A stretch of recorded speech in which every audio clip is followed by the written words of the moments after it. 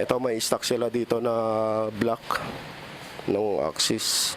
So yung price nila 85,900. Ayan. Ito magiging mahal po nila.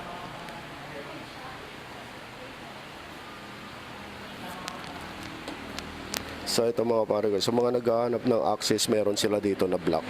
Dito sa Motor Trade sa may Plaridel, nag-iisa lang ito na black na to. Kasi yung dati, yung kasama nila dito yung white. Nakuha na.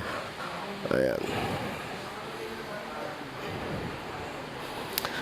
Meron sila dito black, tapos ayan, meron ditong, ayan yung price niyan, 85,900. Tapos meron sila dito ngayon ng Honda Click, yung version 4. Ito yung down, 4,000. Magiging monthly nyo sa 3 years, 4,232. Ang cash nito. So yan. Ang cash nitong version 4 na Choco Brown is 88,620. Meron sila dito dalawang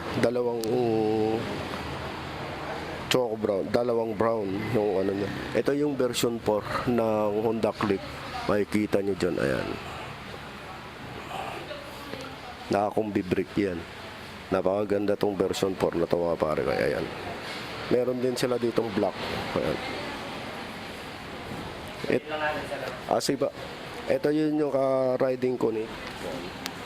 Mga naka-ride connect to. Ito yung standard edition ng version 4. Ayan. Standard edition to pag mga ganito mga pare.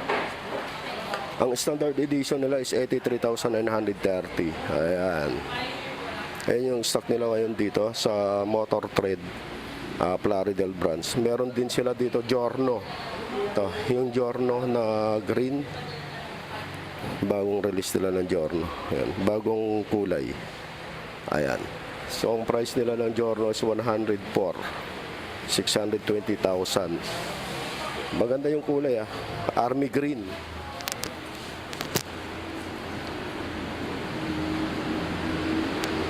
So, ito yung down nila, 4,000 monthly, 4,983 sa 3 years. Sa Giorno Ang kulay nito, Army green. Itong Giorno na to. Combi brick siya. Dalawang kulay nila dito.